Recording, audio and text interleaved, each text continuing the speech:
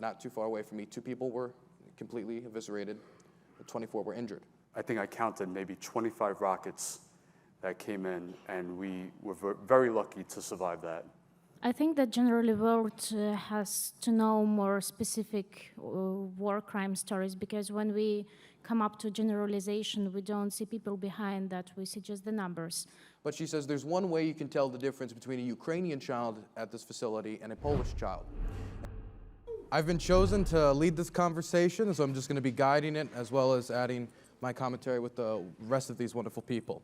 So the first question I wanted to answer with is something that she mentioned, the refugee crisis that has been produced from this war. Millions of people have been displaced internally and externally as they flee to nations like Moldova, Romania, Poland, and across Europe. And so I wanted to ask both of you, what type of challenges do these Ukrainian refugees face as they flee their homes? Well, they're traveling into unknown circumstances. You know, a lot of the people they're not rich, they don't have as much money, you know, as they would like to.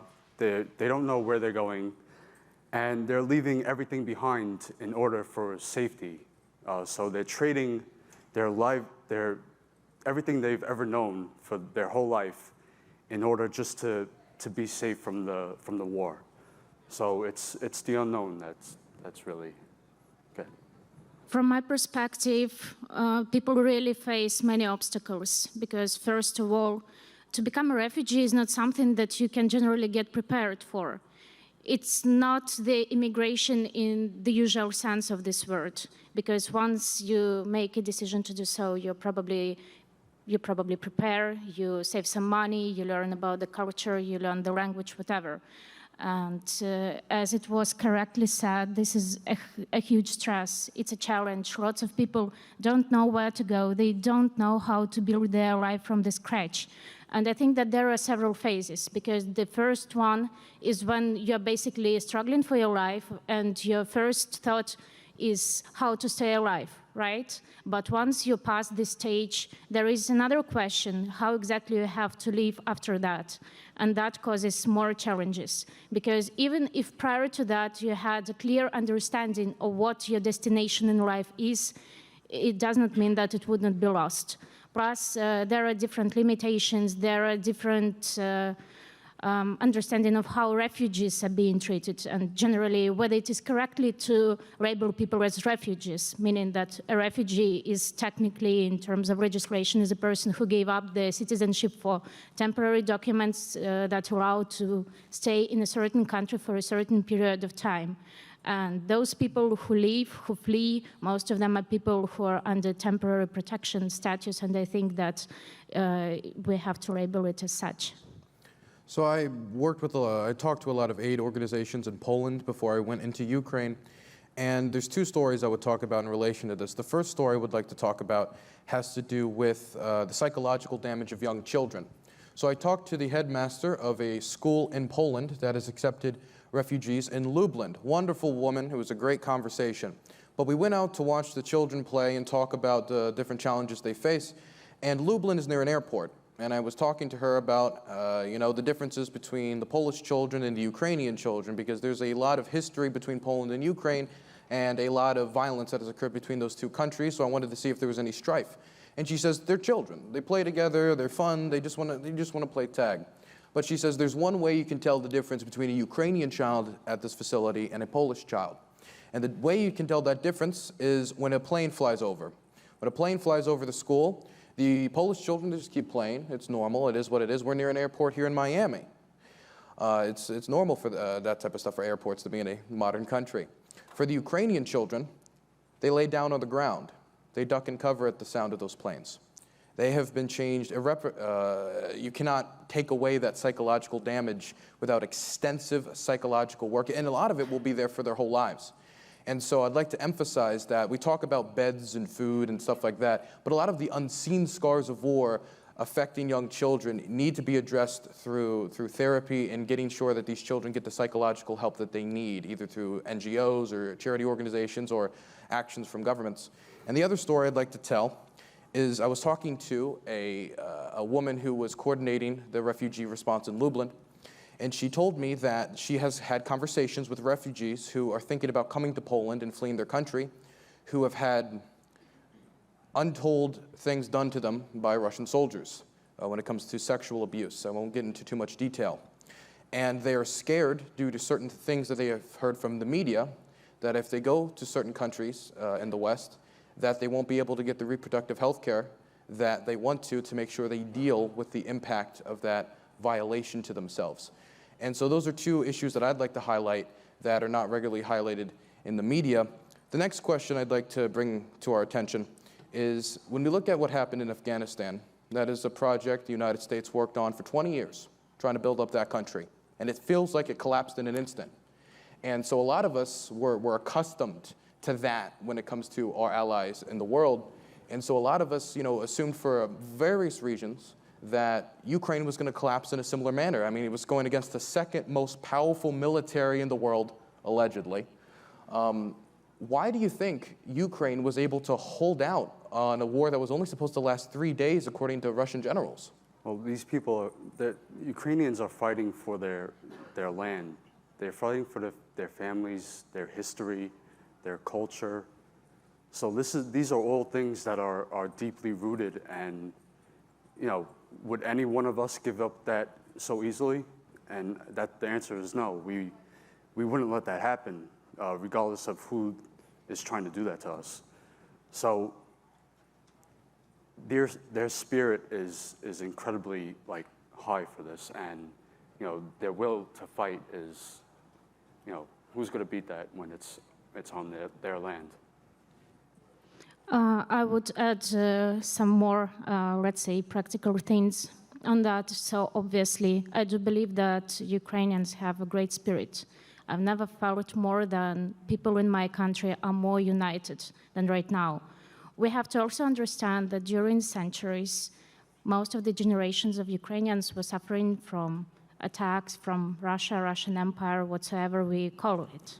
But at the same time, I think that the ability to stand as we do right now is also due to many thanks to our foreign partners and to weapons that we get supplied, because right now this is the issue of Ukraine. At least some media, especially Western media, label it as such, but at the same time we cannot know what can happen in a year, in 2 years, in 3 years, in Baltic countries, in Poland, and whether it would go further. So by defending our land and our territories, Ukraine is also fighting for some other countries. I'm going to do something that I think you guys will appreciate. I'm going to bash an intelligence agency. So I think part of this was the failure of American intelligence agencies and other intelligence agencies throughout Europe when predicting how Ukraine was going to perform against Russia. So the American intelligence agency predicted almost to the dot when this was going to happen. In fact, the Russians had to scramble to change their plans because Joe Biden came out publicly and said they're going to invade tomorrow. And they didn't know how the United States knew this. But it was because we have a lot of technical intelligence, satellites, hacking of communications. And the Chechens, well, they like to use, I guess, Discord more than they like to use encrypted communications. And so that was the reason why we were so accurate in predicting the invasion. But what we don't have a lot of, or at least enough of, when it comes to the Russian government, is human intelligence. Having people in army divisions trying to hey, what's the willpower here to fight? What's the corruption like when it comes to 1.5 million winter uniforms just disappearing out of nowhere? That was the failure of the American intelligence agencies in predicting that Ukraine was going to collapse so quickly, and why the American government was offering Zelensky a ride out of the country. And Zelensky, of course, responded in now what has become a famous quote, "I don't need ride, I need ammunition." And so I would say that that's the first thing. I wanted to bash an intelligence agency, which I think you guys will appreciate. But I think the next thing I'd like to talk about is that Ukraine has strived for independence for hundreds of years. Voltaire wrote about it a very, very long time ago. I mean, this is I think for a lot of Westerners, this is becoming, the first time they've ever heard about it. But for Ukrainians, this is a decades, generations old struggle. And so for them, this is like their War of 1812 for them. This is the empire coming back, trying to reclaim what they say was stolen from them and what belongs to them. It's a war of colonialism. And so Ukrainians have a lot of will to protect that. Not to mention the revolution that was the Euromaidan helped birth a new age of democracy in Ukraine that I think a lot of people want to protect. I talked to a lot of these Euromaidan protesters who remember how protesters were targeted during the Euromaidan protest movement. They remember how Yanukovych tried to ban protesting during the protest movement. They remember how paid thugs were used to brutalize them, and they don't want the occupation that the brutality they saw in Bucha with the mass graves, or the largest mass grave that was just uncovered in Izium, to come to their village. And I think that's a big motivator for them. The next question I wanted to ask is, media covers this war, CNN, MSNBC, and they give everybody a certain narrative that you're supposed to believe, depending upon whatever analyst they bring on. Yeah. And so we've all been on the ground in Ukraine to some capacity. What is different from what you've seen on the ground to how the media covers it, or some of the narratives you heard online? Tanya, you want to start that? Yeah, sure. So first of all, it all depends on the media, who owns the media, and whether we generally can call any media independent, even if they claim to be as such. Then second thing is that I usually pay attention at how media is put in the headlines. For example, recently there were some articles from BBC that was named as conflict in Ukraine, Ukrainian issue. So media is basically avoiding to call the things by their names. We have to see it as war, as a full-scale invasion of the sovereign country. This is the first thing. Second thing is that it is about the numbers, because obviously it's really hard to count right now how many victims of the war there are in the country. But I keep on checking the information about Mariupol, because this is the city of my origin. And the statistics that was given about the city is that there were approximately 400, 500,000 of people killed, though the information that is provided by local resources is approximately 8,700,000 of people. And I think that this is not the total number, because Mariupol is still under occupation, and it is impossible to find out and discover how many mass graves there are, how many places where people were buried in the yards there are. And generally, I think that it is a very different approach when you watch the war from the side, when you are not in the country, when you are not on the ground. Because basically, even if you're extremely empathetic, even if you follow the global agenda, it is just impossible to live through the same things as people do on the daily basis. Whether they're afraid of the air raid alerts or they don't pay attention, because unfortunately, you also get used to live in war. And war is not only about the death. War is, life as well. A certain way of life. And it is also about the way how generally people react, how they react to challenge, how they react to each other, to people from different parts of the country, and as well as how much people stay united. A couple of days ago, they were collecting money from one of the biggest foundations in Ukraine for the drones after the mass shelling that was on Monday. And they collected $352 million just per one day. One of the big narratives that I was told about beforehand was the difference between Ukrainian speakers and Russian speakers. In fact, it is the fight that has really defined this war when you look at how media talks about it. And so I went to the places in the war where there are majority Russian speakers. I went to the Donbass, I went to the city of Kramatorsk, I went to Kharkiv, I went to Zaporozhye, I went to these locations that are majority Russian speakers. And I talked to the locals, and I talked to the soldiers as well fighting it. And I went to SPG-9 training with the Ukrainian military out there. And I just listened to them talk. I don't know a lot of Russian, I don't know a lot of Ukrainian, you know, Dobro day, yakti, the most basic of stuff. And I noticed that every single soldier that I spoke to spoke Russian. Every single one. All of them communication in Russian. They didn't say tak. They didn't say Ukrainian words. They were speaking in Russian. And from this perspective I was given by Western media and Russian media as well, was this idea of like the Ukrainian speaker versus the Russian speaker is how it's talked about. But all the soldiers I met were speaking Russian. And when I talked to them, through a translator, what they expressed to me is our part of the country is the part that's getting bombed the most. Our part of the country has had the most deaths, had the most casualties. Our part of the country has had the most violence from Russian bombs. And when you think about it in that way, that the people that the Russian government is coming to talk about liberating are the same population that's dying the most from Russian bombs, it's not that hard to reason why the Russian speakers of the area are fighting so hard against the Russian invasion.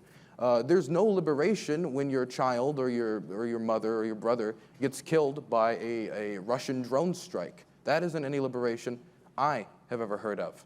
The next question I wanted to talk about is, what do you hear from Ukrainians that they need the most? Because you hear a lot of different calls from a lot of different people, NGOs, Raytheon, and different groups trying to influence exactly what we send over to Ukraine. What is it that you hear the most on the ground about what they need? They would always say, close the sky, protect the sky. Because if they could protect the bombs that are coming in, the shelling, they could win the ground war. They know their land, they know how to fight on it, and they can protect it. So they would always say, close the sky. Mm-hmm. That's what I was told. I remember I had a conversation with one woman who even understood that the political consequences of closing the skies was mighty. She would ask for it, then she would know, I know it's so complicated, I'm not a politician. And that's why I think one of the main things I've been told, I remember I talked to a hospital director which hospital was struck by Russian missiles, and I was expecting, what do you want? And I was expecting, bandages and stuff like that. And he tells me about air defense. Air defense, why should a hospital director even know what an S-300 missile is? He should be talking to about like type of different medical equipment, and that really impacted me. What about you? I would agree about the air raid protection, because the air defense is the thing that is crucially needed, and I can explain why. Because, for instance, Russian army is also using Iranian drones, and these are these type of drones that can change their destination. So basically, if in the beginning the decision is to shell, let's say, Lviv, on the highway it can be changed for Kiev, and how can Ukrainian army respond in a quick way. Unfortunately, it causes lots of death. And also the example of Mariupol and the tragedy of Mariupol Dramatic Theater also shows that it is the thing that's firstly needed. But at the same time, recently I had a discussion with the head of Superhumans Ukraine Center, and this is not the only thing that is needed in Ukraine. So first of all, I think that people in Ukraine are really grateful for humanitarian aid provided of different types, but it's not like you see that someone is a refugee or even internally displaced person and you bring clothes or medications. It's all needed, of course, but at the same time, there are lots of people who lost body parts due to shelling, also people from the military as well. And right now, focus in Ukraine is also on building the rehabilitation centers. And I know that one of the biggest rehabilitation centers is going to be built in Kyiv. It's being built together with the US partners who already had experience in that. So we also need the technologies from the West. We also need some military trainings for our army. Obviously, we need some humanitarian aid, but this is never a prior thing right now. We've all seen reports of war crimes and brutality in this war. We've all probably experienced it to some degree firsthand. Yeah. Is there anything you would want to say about that when it comes to the type of things you've seen, the type of actions you've seen while on the ground? Well, talking to residents in Bucha who were living under occupation,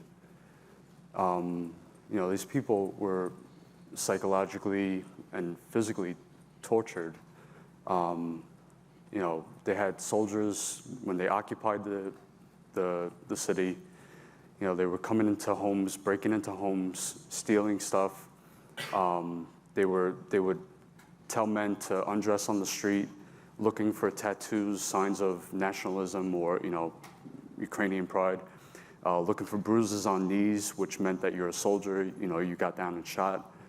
They're raping women, children. What else? They were shooting at people trying to flee the city when they came in and occupied it. And just the shelling, the constant shelling of residential areas. civilian areas. They're purposely doing it. There's one story I would want to tell of something I experienced, and I put the film online on Twitter if anybody wanted to go see this. I was in the area where, this is actually the same place I interviewed the person about the hospital, and I was in the city of Mykolaiv, and I was very hungry for a steak because I'm an American. And so I went to a local steakhouse, and this was at the same time the Kherson counteroffensive was launched by the Ukrainian army. And I was in there with 2 Polish aid workers, and I was discussing like, oh my goodness, this is massive. I mean, this is from our direction in the city of Mykolaiv. Is there somebody we know in the area we could interview? And we're talking about it. Eventually we finish our meal, we leave the restaurant, and an artillery shell falls 300 feet away from me. And then another one 200 feet away from me over here. Another one behind me. Shrapnel didn't get you. Bound me. I was very lucky. Yeah. Other people were not. In this strike, not too far away from me, 2 people were completely eviscerated. 24 were injured. This was an area between restaurants and apartment buildings. The only soldier I saw was after the 6th or 7th strike, and he was running to try to help the people who were injured. It's impossible for me to see that just shelling of the city center of Mykolaiv in these areas between restaurants and apartment blocks, which was a civilian center during rush hours, like 3 p.m. People are coming home from work, and say that's not deliberate. Because it wasn't one shell that missed. It was multiple shells, one after the other, in response to a counteroffensive being launched. And that's a constant theme I hear, that for every Russian military failure, they repay Ukraine through targeting the civilians. Yep. Through their own frustration, they take out that frustration on the civilian population, which happened a lot in Bucha. I've heard a lot of the same reports. Can I talk about? Quickly, I want to make sure we can get. When I was in Kharkiv, I was following around 4 volunteers who were delivering food and medicine to civilians who couldn't leave. We had just gotten to the building where we were staying. We were living underneath the building in the basement, and we had just pulled up. All of a sudden, rockets started coming in, and there's all residential buildings. There's nothing else, no stores. I mean, you had to drive like 10 minutes to get to a store. So it's just buildings. And I think I counted maybe 25 rockets that came in, and we were very lucky to survive that. So that's just a first-hand experience of what I went through. I think that generally the world has to know more specific war crime stories, because when we come up to generalization, we don't see people behind that, we see just the numbers. I would agree that there are lots of war crimes connected with targeting civilians, which is basically a war terror. This is the breaking of Geneva Convention and etc. At the same time, these are also sexual assaults, and I think that we have to talk not only about women and children, though they're prior vulnerable social groups that suffer from that, but also men, also soldiers. Then there is the terror of soldiers, especially the case in Olenivka, where still lots of Azov defenders are, and their relatives, they have no idea what's going on, whether they are alive or not, whether they suffered from that shelling that was a month ago or not. I have specific cases that I know personally, both from my family, since they were in blockade for 3 months in Mariupol, and from the friends who managed to flee from the regions that were under the constant shelling as well. I know families who were killed. They were just living in neighborhoods and nothing helped them. Doesn't matter whether they were hiding in shelters or someone was dying while trying to carry on some medications or water to other people, because this is just how it works right now. And I think that it is crucial to document war crimes. In March, when I didn't know whether my family was alive or not, I thought that probably I could help and contribute to how this war is being led, at least at the level how I can. And I started to collect the stories of people who managed to flee. I reached out to the editors of the Medium platform, and together we recorded approximately 300 stories. Some of them became pretty viral. Some of those people who we were writing about, they got some financial help from private donors that helped them to start their life from scratch. Maybe it's not too much, but at the same time, it's still something. And, you know, I think that lots of people were brought up with this narrative, never again, and then something is just coming to your land and says, okay, we can't do it again. So that's why it is really significant to document what's going on now. One of the main questions I've heard while here from people is the threat of a nuclear weapon being used, either in Ukraine or it's spiraling out into a full-scale nuclear war. I wanted either of you could pick this up. What do you gauge the threat is of something like that happening? And what is the reaction of people on the ground in Ukraine to the constant threat of those types of weapons being used? I think that there are two sides of it. Let's start from the reaction of the people on the ground.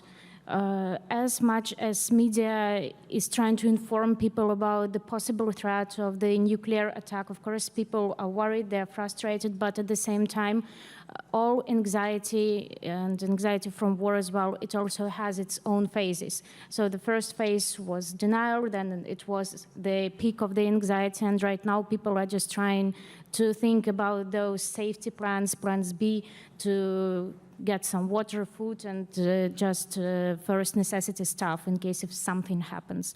Then if we talk about that in terms of how generally media and propaganda is working, I think that it also comes from both sides, because I think that everyone would agree that all wars are hybrid these days, and to impose the threat and the opportunity of the nuclear attack is one thing, but to make it work, it's the second thing. And even if the decision is made to impose the nuclear weapon, it doesn't mean that it would go through the whole mechanism and all of those who stand behind those processes would really implement it.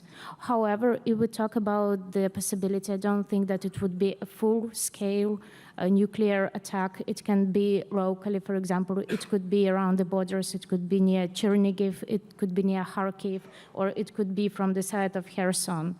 But however, those weapons that are applied, they have the mechanism of work so that the nuclear threat would go down just in a week. So it would not be compared, for example, to the tragedy of Chernobyl nuclear station or whatsoever. Do you have anything to say?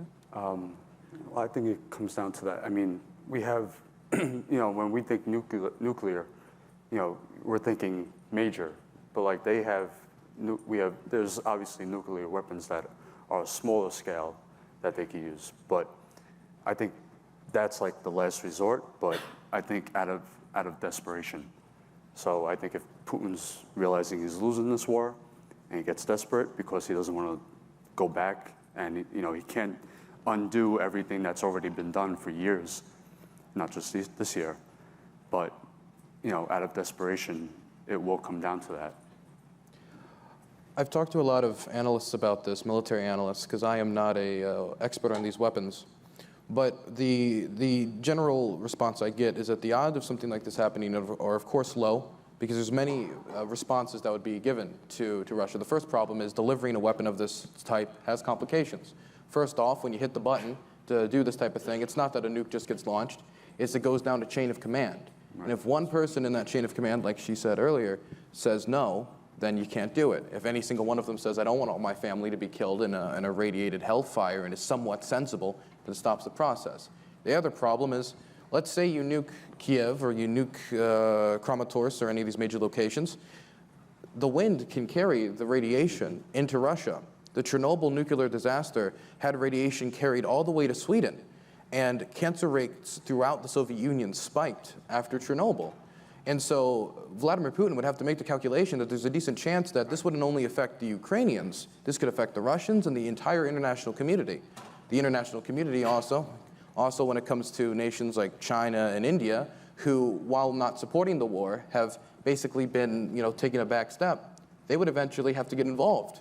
Because if that was normalized, India is going to be thinking about Pakistan, and China is going to be thinking of a possible nuclear confrontation with the United States over Taiwan. And I also want to say, if the international standard is set that you can invade a country, then just threaten a nuclear holocaust, and then you just get territory, that's going to lead to every regime on the planet who wants to invade another country to race to get nuclear weapons so they can just invade and say, I'll destroy the world if you don't let me take Ethiopia. I'll destroy the world if you don't let me get South Sudan back. I'll destroy the world if you don't give me Kashmir, right?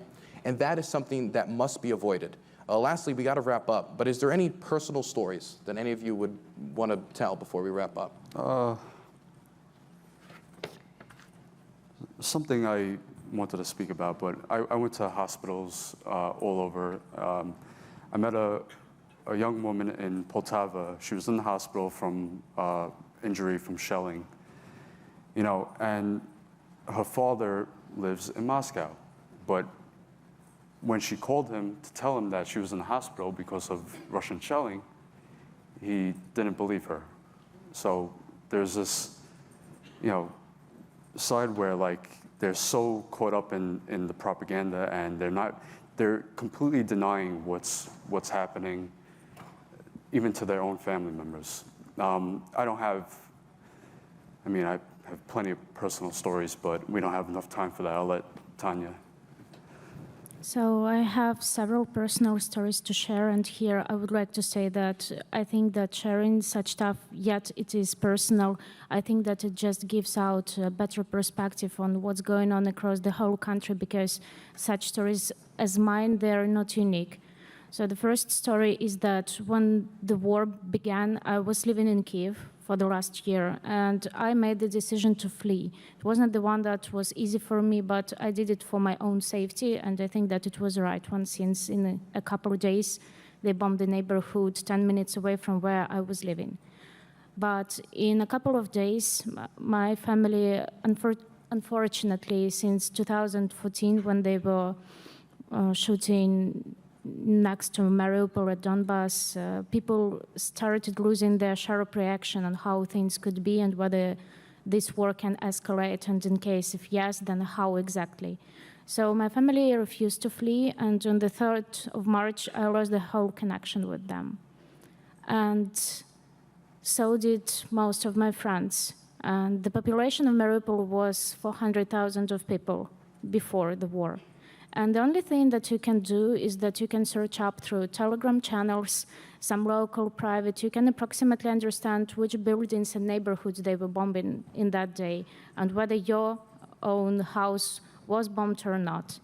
And someday I saw that there was a bomb near my house, and I saw that there are no glasses in windows, nothing. I didn't know whether my family was alive, because the first thing that they did, they hit all the infrastructure, including the connection, mobile connection, internet, everything.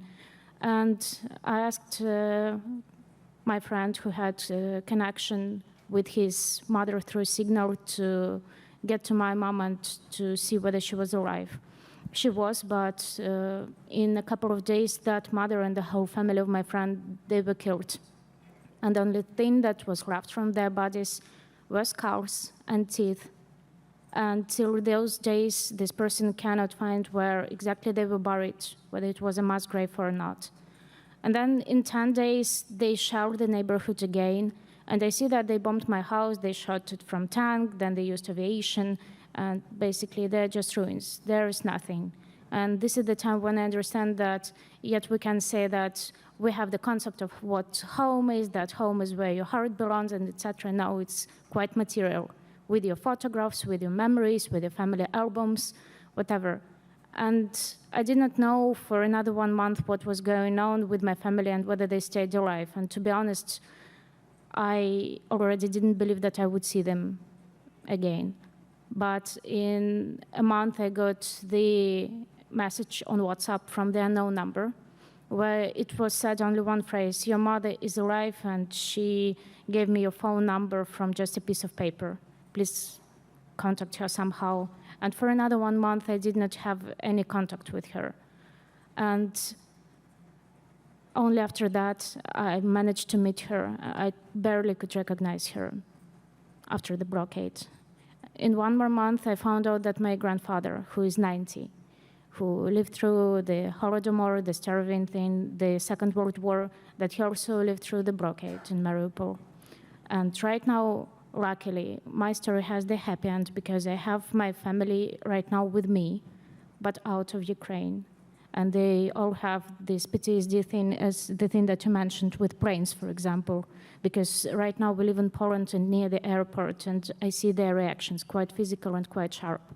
But I have to say that, yet my story is lucky. It doesn't mean that it was same lucky for other people. Several days ago, my relative died. He was in the army. He was only 28, and I believe that he could do so many great things. And since the number of victims in Mariupol, 100,000 of people, this is only one city, but they're shelling constantly, daily, across the whole country, and one can never know when the life can end. You understand how much fragile it is. And this is the reason why I do think that it is important to share these stories, and it's also important, as much as maybe cliche these days it sounds, to stand with Ukraine, because you never know when the war can knock your doors before it comes. I'm going to wrap this up with a story I want to communicate, and it was asked by me by somebody to communicate this story, so I feel like it's my responsibility. I met a wonderful woman by the name of Anna in the city of Kharkiv. I'll say Anna because I can't pronounce her full name because I'm, again, an American. And I went to Kharkiv. She welcomed me into her home so I could film in the city. I filmed the targeting of the electrical grid. I filmed a lot of stuff there. But the main reason I was there was because of her. I wanted to interview her about an experience she had. And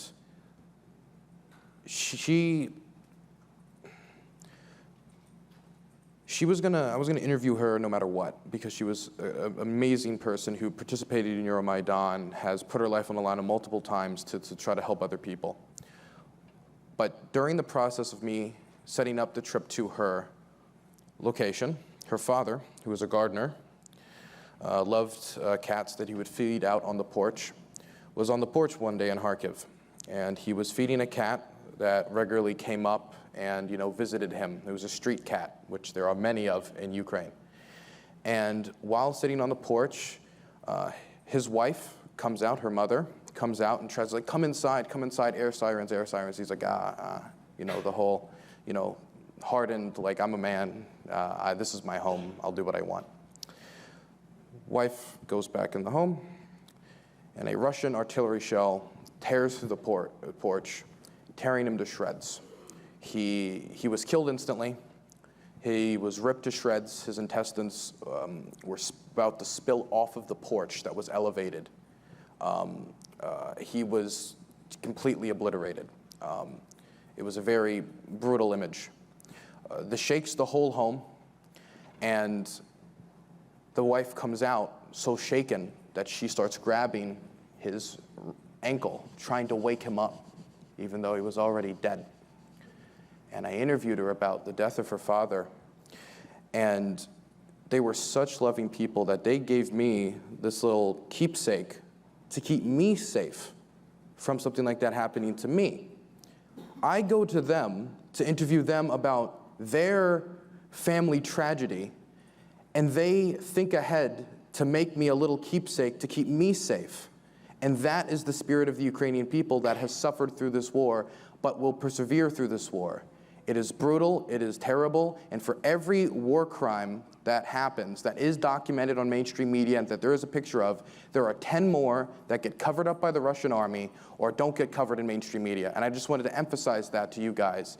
The same thing is true of the Yugoslav civil wars and Yugoslav genocides and of the Second World War as well. And just remember that for every war crime you hear about, there are 10 more that happen that'll never grace your ears. Yeah. Thank you.